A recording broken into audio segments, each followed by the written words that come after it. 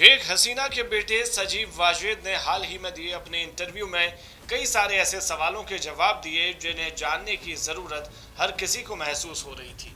उन्होंने उन सवालों के जवाब दिए जैसे कि बांग्लादेश में हुई हिंसा, खास करके अल्पसंख्यकों को निशाना बनाने के बारे में, उनकी मां को ब्रिटेन और अमेरिका की नागरिकता न मिलने के बारे में थी।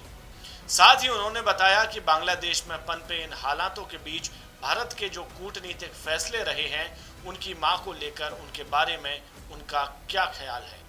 सबसे पहले सजीव वाजेद ने उनकी मां की जान बचाने के लिए नरेंद्र मोदी और उनकी सरकार का आभार जताया। वहीं सजीव से पूछा गया कि आखिर किन वजहों से उनकी मां शेख हसीना को ब्रिटेन और अमेरिका ने राजनीतिक शरण देने से इनकार कर दिया। इसके जवाब में सजीव ने कहा कि यह गलत है कि शेख हसीना ने ब्रिटेन या अमेरिका से राजनीतिक शरण की मांग की थी। उन्होंने किसी भी पश्चिमी देश से शरण की मांग ही नहीं की है, तो ऐसे में शरण देने से इनकार करने का सवाल ही नहीं पैदा होता। उन्होंने इस बात की संभावना दावे के साथ जताई कि बांग्लादेश में जो भी हिंसक प्रदर्शन हुए, उसके पीछे पाकिस्तानी खुफिया एजेंसी आईएसआई का हाथ था, क्योंकि उनके मुताबिक सरकार के खिलाफ विरोध का कोई कारण नहीं था। सरकार ने छात्रों की मांगों को मानते हुए सरकारी नौकरियों में आरक्षण घटा दिया था।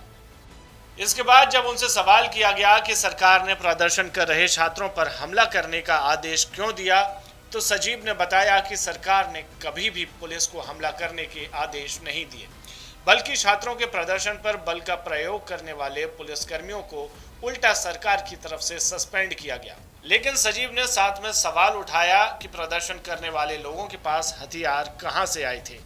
उन्होंने कहा कि वे प्रदर्शनकारी नहीं थे, बल्कि उनके भेष में आतंकी थे, जिन्होंने मेरी मां को इस्तीफा देने पर मजबूर किया। मेरी मां ने किसी डर की वजह से इस्तीफा नहीं दिया, बल्कि वो बांग्लादेश में हो रहे नरसंहार को रोकना चाहती थी। इसलिए उन्होंने न सिर्फ इस्तीफा दिया, बल्कि देश भी छोड़ा। सरकार के पतन को लेकर पश्चिमी देशों, खासकर कि अमेरिका के हाथ होने की आशंका के सवाल पर सजीव कहते हैं कि मेरे पास इस बात के सबूत नहीं है कि इसमें अमेरिका का हाथ था या नहीं, लेकिन प्रदर्शनकारियों को भड़काया गया था। वहीं जब शेख हसीना की वापसी को लेकर सजीव से पूछा गया, तो उन्होंने कहा कि मैं इस बारे में कुछ नहीं कह सकता, ये आपको उन्हीं से पूछना पड़ेगा।